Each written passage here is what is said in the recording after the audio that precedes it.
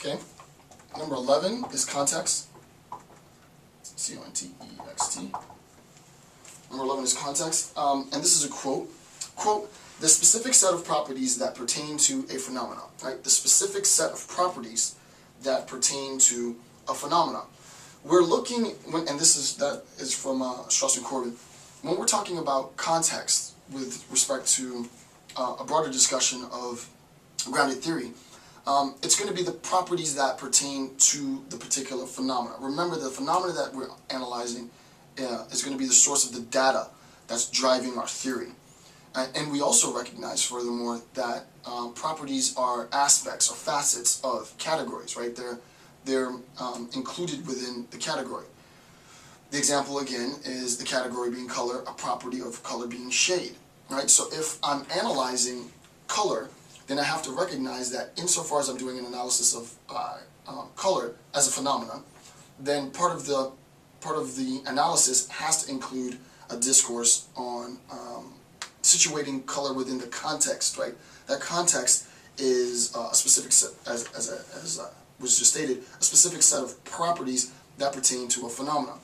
I can't truly be said to have an understanding of the category color unless I understand, or at least unless I describe in my research that color has this property, shade.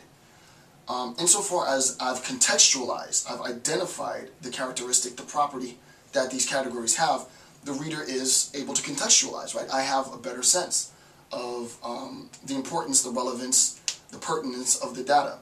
So the example that I gave in the last half of the series, the first half of the series, was imagine, and this is just loosely created, imagine that I have the category domestic abuse, I have a property of domestic abuse being violence, and I have a dimension of violence being sort of mental violence, physical violence. In order for me to contextualize the whole definition that we're trying to understand now as context, in order for me to be able to contextualize an understanding of the category abuse, I need to recognize that there's a specific set of properties that pertain to the phenomena of abuse. One of those properties being violence, and there are many, many others.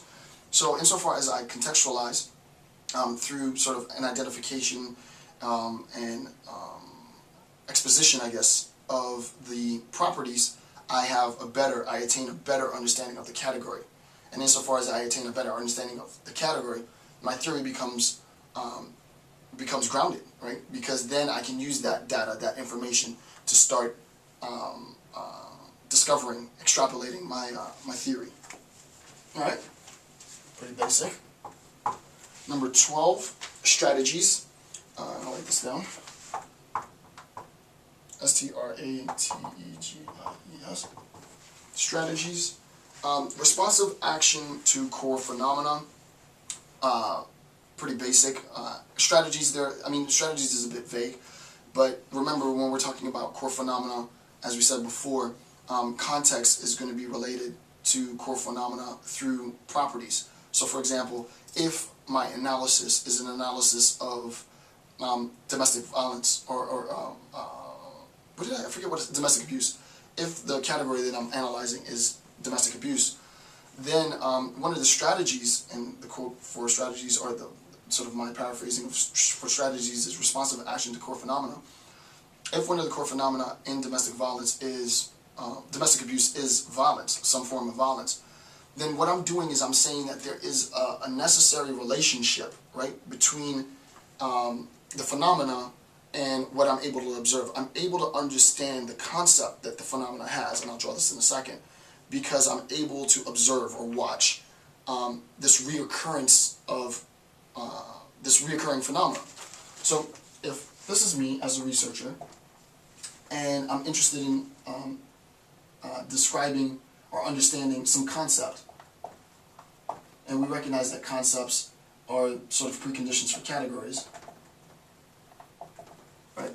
If I'm interested in coming to understand, how would I draw this? Because you can't really see it. Well, yeah, I guess this is how I'll do it. If I'm interested in coming to understand some concept, I have to recognize that insofar as I'm attempting to understand some concept, the strategies are going to be a response to the core phenomena of this concept, right? So the concept is going to have phenomenal representation. P-H-E-N-O-M-E.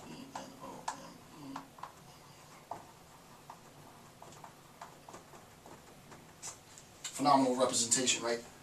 In order for me to understand this concept, I have to recognize that there are going to be phenomenal representations of that concept, right? Recognizing the phenomenal, and I'll give you an example in a second, recognizing the phenomenal representations of this concept is going to better allow me to solidify my understanding of categories. For example, if I, just very, very general, right? Imagine that I wanted to look at the core concept of sadness, profound sadness. One phenomenal representation of sadness might be tears, right? If you're crying, it's a phenomenal representation of the concept sadness, right? One of the strategies that I might develop within grounded theory, and I don't want to get too deep into this, is to recognize, as I said, that there are responsive actions to core phenomena. One thing that I do, and it's not necessarily a traditional interpretation of grounded theory, but I'm a philosopher, so I look at it a bit different, is that the whole idea is for us to very deliberately, very methodically select our categories and define our categories in creating the foundation for what is to be our theory, right? The data sort of is the precondition for our theory. Phenomenal representations of concepts allow me strategically to, you know, select my theoretical sampling model. And as I said before, if I recognize that my data is lacking some information, some contextualization, what I might do is select members from the population to give me responses to address those concerns.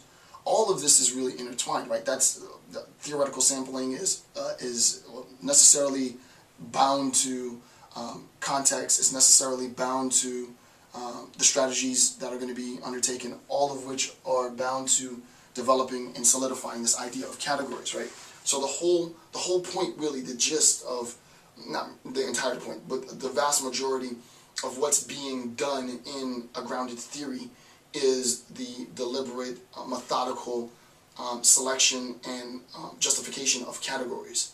Once you're able to do that, then you've solidified or grounded your theory, and now you can make proposals based on the evidence, right? That's sort of what we do. Consequences, I talked a little bit about consequences in my discussion of causal conditions. So consequences are strategic outcomes. So strategic outcomes, we know what that is, right? Strategic outcomes are the things that we're attempting to demonstrate.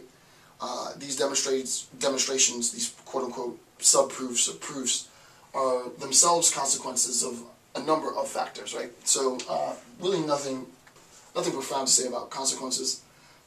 What is important, selective coding.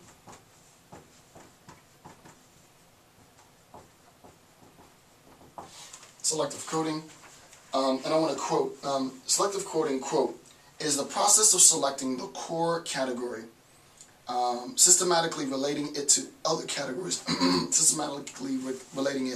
the core category, to other categories, validating those relationships, and filling in the categories that need further refinement, right, which is basically theoretical sampling.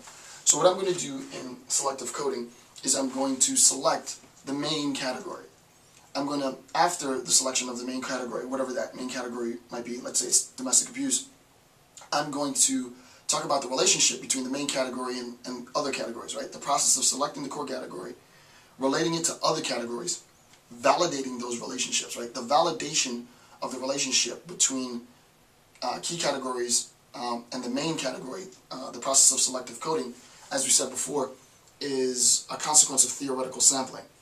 If I find that one of my categories is very, very weak in the process, it doesn't relate to the underlying evidence, the underlying data that I have, it's not contributing to the outcomes, the strategic outcomes, which I thought I put up here, strategies, but the strategic outcomes that I'm expecting to get, then what I do is I go through the process of theoretical sampling. This category is very weak. Why is it weak? I haven't had information, I haven't had any disclosure from participants to strengthen this category. I go out into the population, I try and get that data. If I can't get that data, then I eliminate that category, right? Or I say within the research that, you know, the inclusion of this category serves as a representation that, you know, understanding this theory is going to be complicated because enough evidence wasn't found or whatever. But what I want to do in selective coding, remember, first we go through open coding, sort of the labeling, then we go through axial coding, which is the association, the relationships, and then lastly we go through, and it doesn't, I mean, it pretty much follows in this order. Then I go through selective coding, which is strengthening the foundation, strengthening the theory, strengthening the grounds for eventually launching my theory from that data. In selective coding, I'm looking at the main category. The main category of my analysis is X. X is related to all these subordinate categories in these manners. My data is strongest at this point, is weakest at this point. I go back, I theoretically sample members from the population, I incorporate their data and strengthen my overall categories, and then I begin to build my propositions, right? So that the propositions serve as a consequence of sort of this continual interrelation between data, making my proposals, checking and validating those proposals against the data, and so on, right? It's this completely cyclical process.